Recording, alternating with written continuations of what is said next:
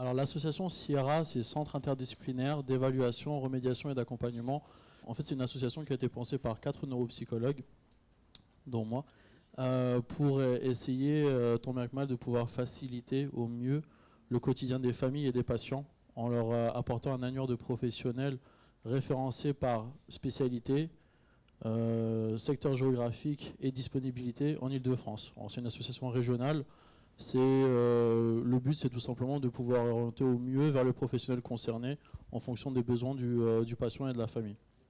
Nous, là où en fait on pense être utile, c'est dans le fait de pouvoir amener en tout cas aux patients, à la famille, le confort de pouvoir accéder entre guillemets le plus rapidement possible aux professionnels qui pourraient répondre aux besoins du patient. C'est d'abord une démarche d'orientation que vous avez. Tout à fait, c'est ça. Guide. Et comment le patient se retrouve par rapport à sa situation? On a vu qu'il y avait des situations très diverses.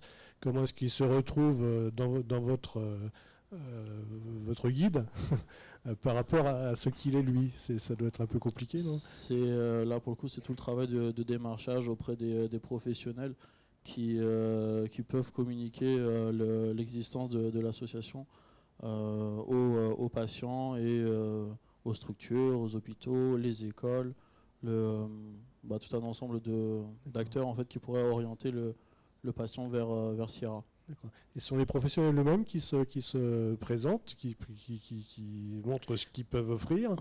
Du coup, lorsqu'ils ont eu connaissance de l'association, à ce moment-là, ils peuvent soumettre leur candidature pour pouvoir entrer dans le réseau. Mais sinon, c'est nous-mêmes en fait, qui allons nous présenter au cabinet et d'ailleurs aussi dans les hôpitaux, dans le public. Ouais. Et donc c'est par l'intermédiaire des professionnels de santé que vous touchez le grand public. C'est-à-dire que c'est eux qui sont des médiateurs. On essaye. On essaye. D'accord. Ça fait combien de temps que Sierra existe, hein? 3 ans. 3 ans. 3 ans. Enfin, on aura 3 ans au mois de mai.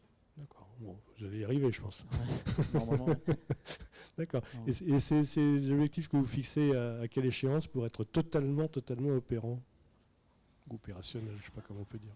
Après ça, c'est une question de financement. Je pense que c'est le nerf de la guerre. Une fois on pourra percevoir telle ou telle subvention, à ce moment-là, pour le coup, on pourra apporter davantage de logistique, être plus réactif par rapport aux demandes des patients, pouvoir augmenter notre qualité de prise en charge et puis toucher un maximum de personnes. D'accord. Parce que là, pour l'instant, vous êtes combien On est une centaine. On arrive à 100 professionnels en Île-de-France. Et donc votre objectif, il est quasiment illimité. C'est-à-dire que, c'est ça. Alors, en Île-de-France, il est limité au nombre de professionnels, mais pour être totalement opérationnel, il vous faudrait combien de professionnels inscrits? Ça, malheureusement, je serais incapable de pouvoir le dire. On répond à la demande des patients. Après, si telle ou telle structure déjà existantes sont en incapacité de pouvoir recevoir le patient dans des délais entre guillemets raisonnables, derrière, il ne reste plus beaucoup de choix pour le patient. Oui, c'est ça, ouais. Et c'est à ce moment-là, finalement, en fait, que nous intervenons. D'accord. Et là, vous avez, un pouvoir de contrôle, justement, du sérieux des professionnels qui sont... C'est pour ça que c'est sur candidature. Tout le monde, entre guillemets, ne peut pas rejoindre le réseau. Le but, c'est vraiment d'avoir des professionnels qui sont spécialisés dans tel ou tel domaine. Alors même si, en fonction des professionnels, on ne peut pas forcément toujours parler de domaine de spécialisation. Mais encore une fois, c'est pour faciliter le quotidien des familles. Il y a des possibilités d'évaluation de l'action de ces professionnels? De l'évaluation, c'est sûr. Alors, du versant un peu plus obscur de votre activité. Il y a les diplômes, il y a les justificatifs de formation, il y a parfois le fait même de pouvoir exercer dans tel ou tel, à côté par exemple du libéral, le fait de pouvoir exercer dans telle ou telle structure, forcément ça amène à ce que le professionnel soit davantage spécialisé dans tel domaine. Et les patients, vous savez, il y a une grande mode en ce moment, c'est de voter. Alors on a ça sur la fourchette, on va manger, on a bien mangé, on met 2 étoiles, etc. Bon, alors je ne dis pas que c'est exactement ce que je vous recommande de faire, mais est-ce que pour les patients, il y a une possibilité de donner leur avis sur la façon dont ils ont été pris en charge? Ils peuvent nous faire un retour. Pour vous, ouais. Ça c'est sûr. Mais c'est pas ce que vous demandez en réalité. Pas forcément. Parce que c'est une gestion très complexe, mais Après, si ça peut être pourquoi pas. un service. Si c'est à la demande des patients, pourquoi pas. D'accord. Pourquoi pas. Et les patients eux-mêmes, vous savez combien ils sont aujourd'hui qui consultent votre... En 3 ans, du coup en presque 3 ans, on a eu, alors là, après les chiffres exacts, je ne sais pas, mais tout professionnel confondu, on a dû avoir 250, quelque chose comme ça. Demande. D'accord. Et vous avez la possibilité de dessiner un profil d'âge, de situation sociale ou je sais pas quoi. Enfin. C'est plus difficile chez l'adulte. Ouais, ouais. L'enfant, c'est beaucoup plus simple. Ou alors personne âgée, à ce moment-là, pour le coup, c'est difficile. C'est le fait de pouvoir trouver des professionnels réellement spécialisés auprès de la population âgée. Mais pour le coup, oui, une grande partie, c'est chez l'enfant. D'accord. C'est plus facile. Oui, bien sûr. Ouais.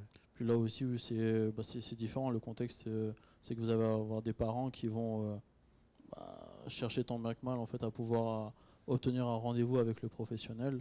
Là où le patient adulte, généralement, qui livre à lui-même, n'assure pas forcément le suivi de sa propre prise en charge.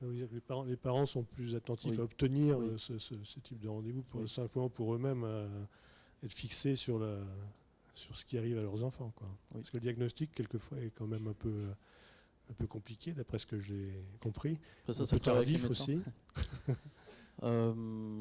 Ça, après, pour le coup, c'est avec les médecins qui posent derrière le diagnostic et peuvent aussi justement superviser l'ensemble des prises en charge.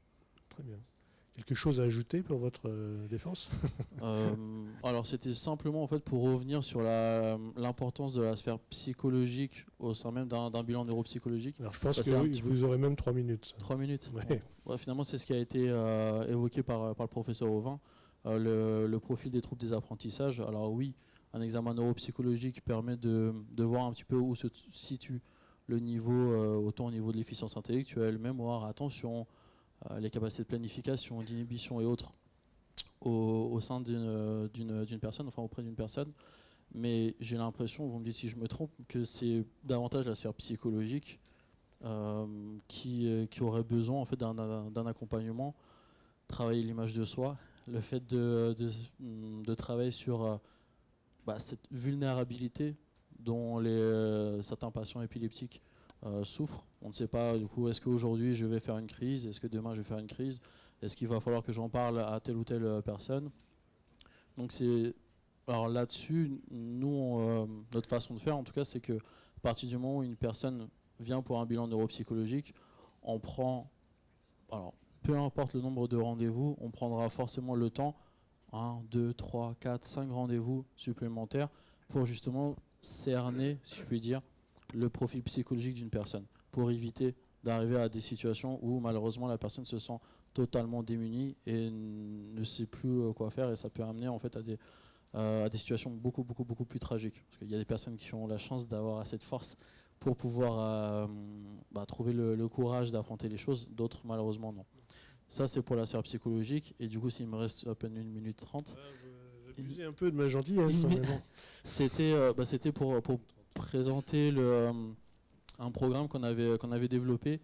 Alors, accompagnement à la vie active et à l'autonomie, initialement destiné aux ados et jeunes adultes. Vous remarquerez qu'il n'y a pas de H dans accompagnement à la vie active et à l'autonomie. Ça aussi, c'est pour un peu différencier en fait, de tout ce qui existe et qui, on parle de handicap. Où on a 3 axes de travail. Travailler sur les connaissances pédagogiques, donc on revient sur les connaissances scolaires mais à visée professionnelle. Le travail thérapeutique, en offrant la disponibilité des professionnels qui pourraient travailler justement ce qu'il y a à faire auprès d'une personne qui aurait des difficultés au niveau de la mémoire, aurait des difficultés au niveau pratique et autres. Et l'aspect professionnel, où là pour le coup c'est du totalement indépendant, je ne compte pas sur Cap Emploi justement, c'est obtenir des partenariats avec des collectivités, avec des entreprises, pour pouvoir aider le jeune à avoir un stage, et éventuellement à pouvoir accéder à l'emploi, avec la présence d'un éducateur spécialisé, qui va s'assurer je croyais qu'on m'avait coupé le micro. Non. Je savais que vous allez vous arrêter dans 40 secondes à peu près. C'était pas la peine, je le coupe. Qui va pouvoir s'assurer justement de la relation qu'il va y avoir entre le patient et l'employeur et les employés. Voilà, tout simplement. Pas besoin de couper votre micro. Merci beaucoup.